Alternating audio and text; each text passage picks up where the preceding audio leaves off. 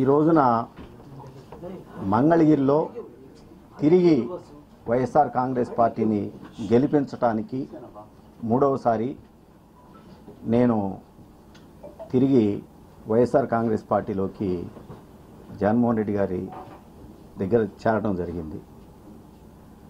పేదవాడు శాశ్వతంగా వాళ్ళ జీవితాల్లో సంతోషంగా ఉండాలి, పేదవాడు గొప్పవాడు కావాలి, ప్రతి మధ్యతరగతి కుటుంబంలో కూడా ఎస్సీ ఎస్టీ బీసీ మైనార్టీలు అందరూ కూడా వాళ్ళ జీవితాల్లో వెలుగులు నింపడానికి జగన్మోహన్ రెడ్డి గారు చేస్తున్నటువంటి కార్యక్రమాల్లో ఒక 2 నెలల కాలం పాటు నేను పక్కకు వైదొలిగినటువంటి పరిస్థితి నుంచి మళ్ళా తిరిగి ఆ జగనన్న బాటలో నడవాలి అని చెప్పేసి నేను నిశ్చయించుకొని తిరిగి రావటం జరిగింది.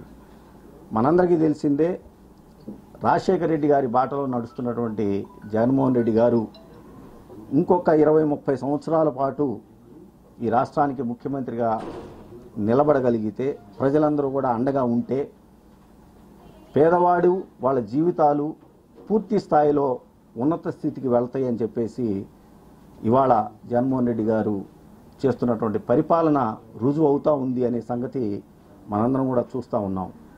వైనాట్ 175లో నేను కూడా భాగస్వామిని కావాలని, అదేవిధంగా 25కి 25 పార్లమెంటు స్థానాలు కూడా తిరిగి వైఎస్ఆర్ కాంగ్రెస్ పార్టీ కైవసం కావడానికి నా వంతు కృషిగా నేను పనిచేస్తూ ఇవాళ జగన్మోహన్ రెడ్డి గారికి చాలా స్పష్టంగా చెప్పుకోవడం జరిగింది. 2014 నుంచి 2024 వరకు కూడా 2 సార్లు నాకు ఆయన మంగళగిరి శాసనసభ్యుడిగా అవకాశం కల్పించినందుకు ఆయనకి ధన్యవాదాలు తెలియజేస్తూ, అన్నా మీరు ఏ అభ్యర్థిని మంగళగిరిలో మీరు ఇచ్చినా కూడా ఆ అభ్యర్థి విజయానికి పూర్తి స్థాయిగా అన్కండిషనల్గా నేను పనిచేసి ఖచ్చితంగా తిరిగి మూడవసారి మంగళగిరిలో వైఎస్ఆర్ కాంగ్రెస్ పార్టీ గెలుపుకి నేను పనిచేస్తానని చెప్పి చెప్పడం జరిగింది. ఇటువంటి పరిస్థితుల్లో ఇక నుంచి అన్నకి నేను చెప్పడం కూడా జరిగింది, పేదవాడికి ఏ విధంగా అయితే ఈ రోజున జరుగుతున్న అదే ప్రతిపక్షాలన్నీ కూడా చూసాం. 2009లో రాజశేఖర రెడ్డి గారి మీద ప్రతిపక్షాలన్నీ కూడా ఏకమయ్యి ఏ విధంగా అయితే మరి రాజకీయంగా వచ్చినాయో ఆ రోజున ప్రజలందరూ కూడా రాజశేఖర రెడ్డి గారికి అండగా నిలబడ్డారు. అలాంటి పరిస్థితి మళ్ళా తిరిగి ఈ రోజున వస్తూ ఉంది.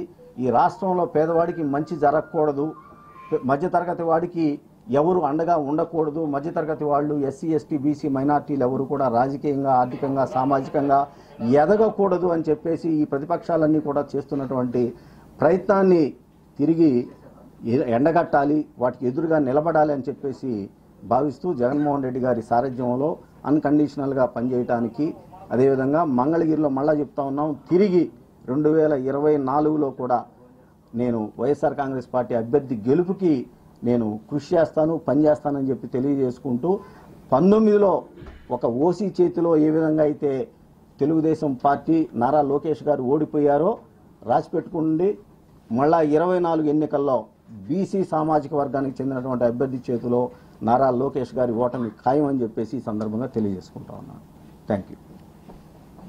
ఓన్లీ మంగళగిరి వరకేనా సార్, ఇంకా మిగతా గుంటూరు పార్లమెంట్కి సంబంధించి నియోజకవర్గాలు అలాగే పొన్నూరుకు సంబంధించి అభ్యర్థి ఎంపిక చెప్తారండి, అది చెప్తామన్నారు. రీజనల్ కోఆర్డినేటర్స్ తోటి మాట్లాడుకొని ఏ నియోజకవర్గాల్లో నేను నా సేవలు పనికి వస్తాయని చెప్పేసి పార్టీ భావిస్తూ అన్ని చోట్ల తిరిగి నేను పనిచేయడానికి రెడీగా ఉన్నాను. వర్ధిల్లాలి ఆర్కే గారి నాయకత్వం, వర్ధిల్లాలి ఆర్కే గారి నాయకత్వం, జై జగన్, జై జగన్, జై జగన్, జై జగన్, జోహార్ వైఎస్ఆర్.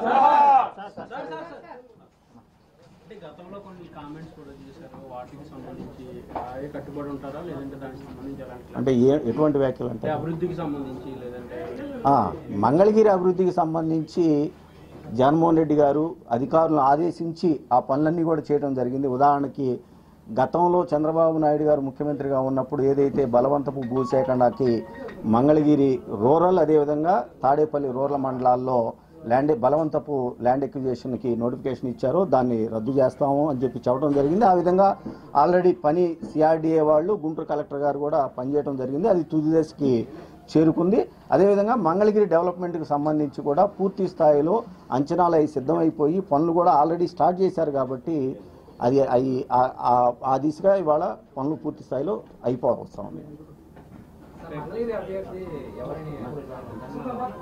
అది నేను ఇంకా అడగలేదండి జగన్మోహన్ రెడ్డి గారిని. జగన్మోహన్ రెడ్డి గారు ఏ అభ్యర్థి ఇచ్చినా బీసీ సామాజిక వర్గానికి మాత్రం మంగళగిరి సీట్ ఇస్తా ఉన్నారు. ఆ అభ్యర్థి గెలుపు కోసం నేను పనిచేస్తాను.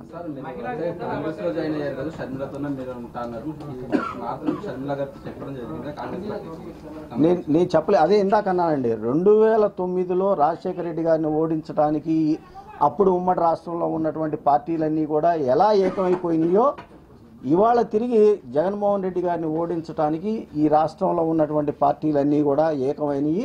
అది జరగకూడదు. ఎందుకంటే పేదవాడు గొప్పవాడు కావాలి, ఎస్సీ ఎస్టీ బీసీ మైనార్టీలు రాజకీయంగా ఆర్థికంగా సామాజికంగా ముందుకి రావాలి. ఆ దిశగా అడుగులు వేస్తున్నటువంటి జగన్మోహన్ రెడ్డి గారికి అండగా నిలబడాలని చెప్పేసి అనుకున్నాను.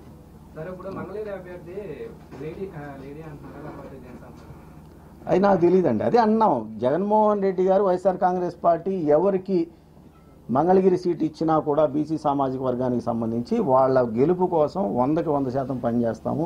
ఖచ్చితంగా మూడవసారి 2024లో వైఎస్ఆర్ కాంగ్రెస్ పార్టీ జెండా రెపరెపలాడుద్ది మంగళగిరిలో.